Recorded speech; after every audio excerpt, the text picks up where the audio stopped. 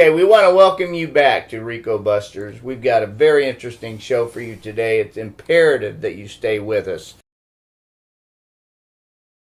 Today we're going to take a look at the importance of recording public officials working in their public capacity and break down what is said at an alleged family team meeting in the Danielle Austin case right here in Isabella County, Michigan. This FTM took place in December 2014. Melody Lake is the social worker / dictator presiding over these proceedings.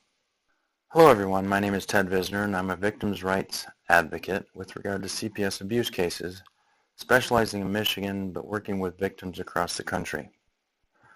The following audio transcript is from a CPS family team meeting in the Danielle Austin case in Isabella County, Michigan that took place in December of 2014. Please listen carefully and follow along with the transcript and feel free to comment below.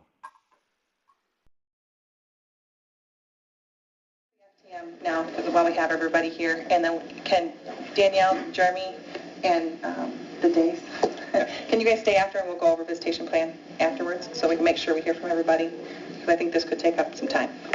Okay. So let's do that. So what we need to discuss, though, is one of the things with visitation, one of the big things with visitation, you are unsupervised, but we are going to ask that they not go to the residence that you're staying at. There's some pretty significant concerns there with where you're staying and with what's going on there. So so I think that that's something that needs to be known, that they're not to go there I'm aware. at all. Okay. And that would be something that even after this case closes, they're not to go there ever. I need to pause the audio transcript here for just a moment and point out that Melody Lake is talking about me, Ted Visner, and my home. Melody Lake is attempting to make Danielle Austin choose between her continued association with me and that of her 3 children. She's being forced to choose. Pick one, because your children will never be around Ted Visner, never be at Ted Visner's home, ever, even after this case closes. They're not to go there ever. They're not to be around him. They're not to talk to him. He's not an appropriate person for them at all. Again, I have to pause the audio transcript. Ted Visner is not an appropriate person for them at all, according to Melody Lake. When you hear something like this, all kinds of things come to mind, none of which are good. Melody Lake works for the state. If anyone were to know what a horrible person I am, it would have to be her, right? This case isn't even about me, but I have been judged by Melody Lake. Melody Lake's statements about me in this transcript are both slanderous and scandalous, both intended to defame me and my character. I have children of my own. If I've been adjudicated as such a horrible person as to warrant these allegations from Melody Lake, which I have not, why is it then the state is not moved to remove my own children? I hesitate when I say that because it's a very scary thought for me. And the reasons? The reasons are I've had multiple conversations with Isabella County officials and police that say he is not appropriate, with a recommendation that I don't go to his residence ever again. So I'm actually concerned with you being there. Does that make sense? Melody Lake claims that she talked to Isabella County officials and police and that they say that I am not appropriate. Not appropriate for what? What the hell am I not appropriate for? What type of classification of person am I to earn a label of not appropriate? This doesn't make sense to me. It's completely nonsensical. What is it about me that all of these Isabella County officials and police have on me to make this scandalous and slanderous determination completely outside of any adjudication? No. I guess I can see it from their standpoint, but from mine, he's not a bad person whatsoever.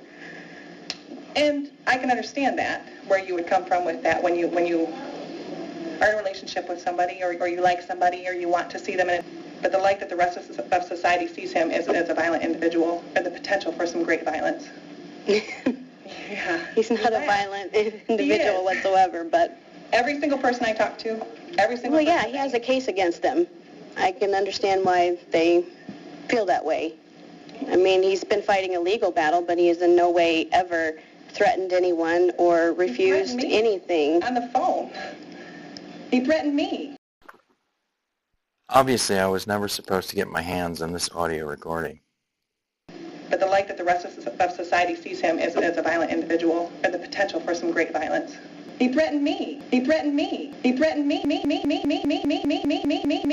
But the light that the rest of society sees him is a violent individual, or the potential for some great violence. A violent individual, or the potential for some great violence. A violent individual, or the potential for some great violence. He threatened me. A violent individual, or the potential for some great violence. He threatened me.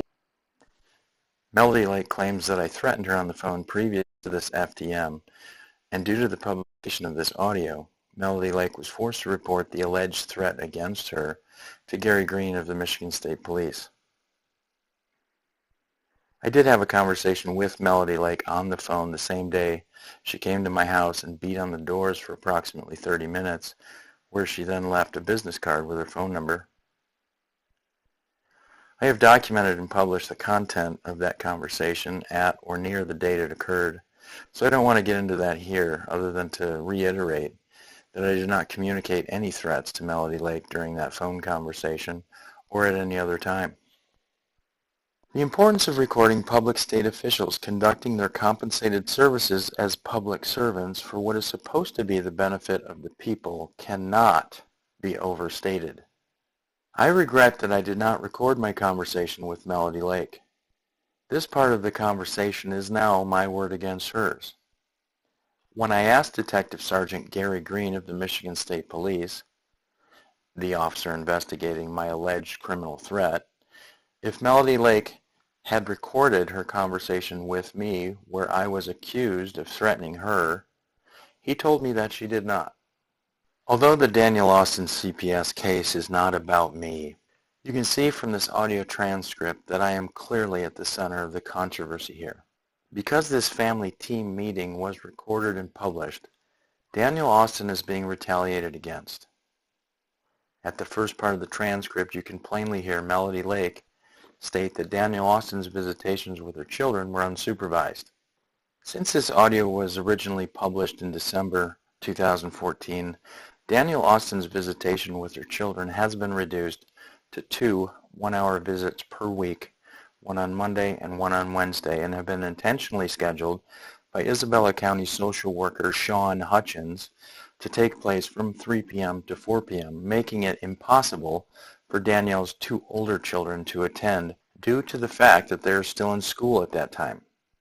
This is intentional and willful parental alienation by Shaun Hutchins and the social services system in Isabella County. I think that this is something that we can address in therapy.